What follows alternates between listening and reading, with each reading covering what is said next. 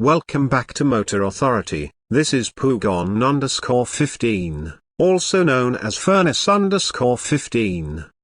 Today, we're taking a deep dive into something not many people are talking about yet: the rapidly evolving missile capabilities of the Philippines as we approach 2026. This isn't about speculation, this is based on technology, movement, and undeniable signals coming out of Southeast Asia. So if you're into defense, strategy, and future warfare tech, buckle up. Now, let's get straight to the point. The Philippines has long been seen as a nation heavily reliant on allies for defense. Historically, they've depended on U.S. security agreements and regional diplomacy. But as of 2026, something is changing. Quietly but steadily, the Philippines is starting to build something of its own, a homegrown missile program that could alter the strategic balance in the region. Sources and defense analysts have spotted significant upgrades at Philippine defense manufacturing sites. One of the most talked about projects: a new, domestically developed short to medium range surface-to-surface missile. Though the government has not officially confirmed the system's name, it is rumored within defense circles and open source communities as Sandata 1. Let's break down what we know so far.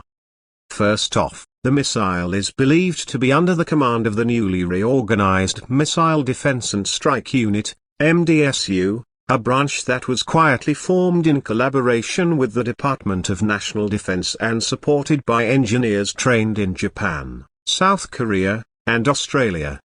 Some of these engineers, interestingly enough, are dual-trained in both aerospace and advanced propulsion systems.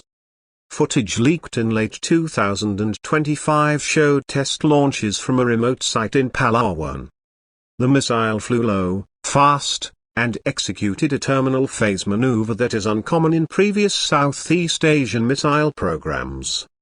Experts believe this shows evidence of terminal guidance and evasive tech, something similar to the quasi-ballistic maneuvering capabilities seen in modern missiles like South Korea's Hyunma-4 or India's Pralay system.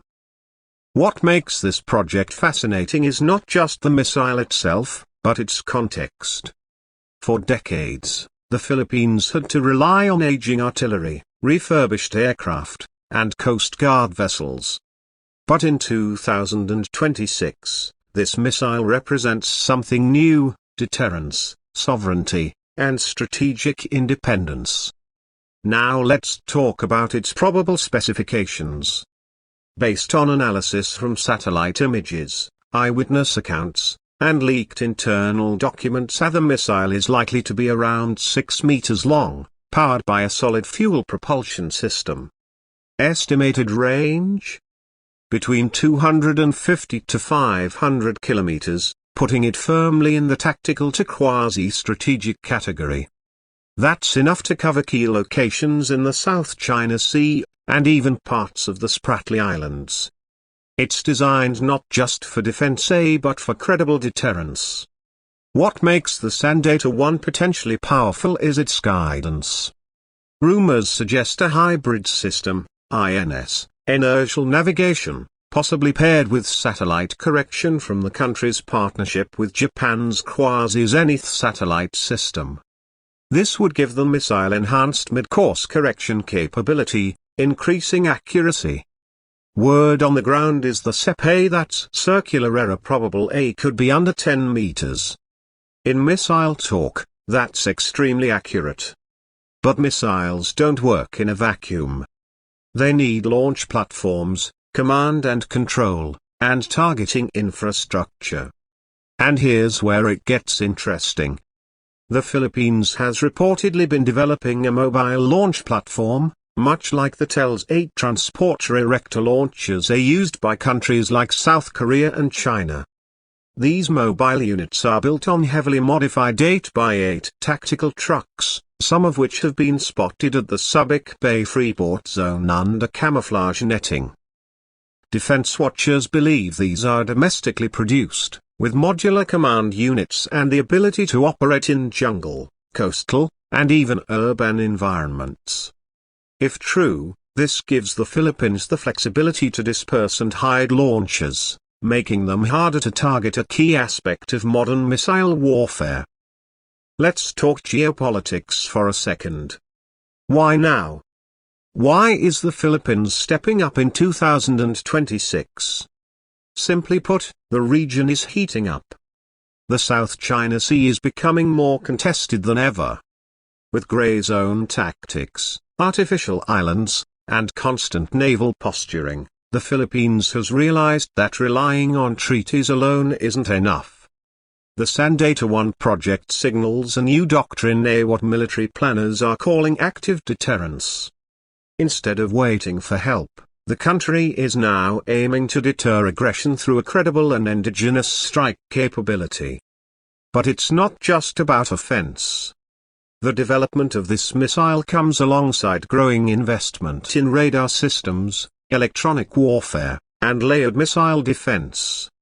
The armed forces of the Philippines are working with partners like Israel and Sweden to integrate radar systems that can track not just ships, but low-flying cruise missiles and aircraft.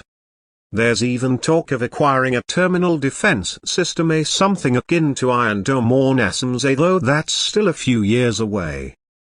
On the software side, Filipino engineers have reportedly been developing a fire control and targeting system with AI-assisted threat assessment.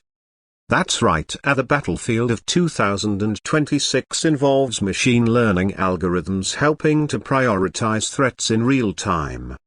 It's not science fiction. It's happening. Now let's address the elephant in the room, a budget. Can the Philippines afford this? The answer may surprise you.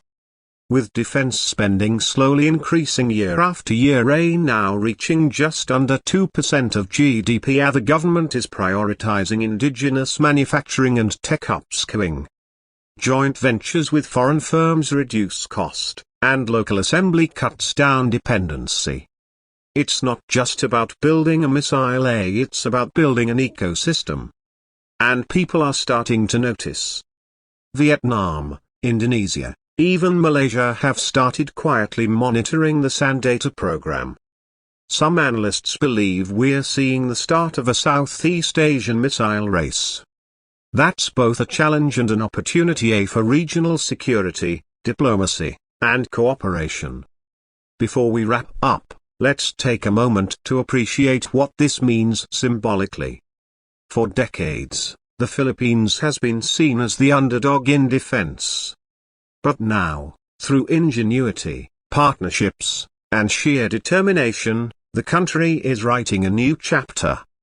The Sandata 1 might not match the range of a DF-21 or the complexity of a Tomahawk, but it sends a clear message: we will defend our territory, and we will do it with tools we made ourselves. And that's what makes 2026 a turning point. That's it for today's deep dive. If you liked this video and want more content on future tech, military strategy, and the evolution of defense systems in the Asia-Pacific, hit that like button, subscribe, and smash the notification bell.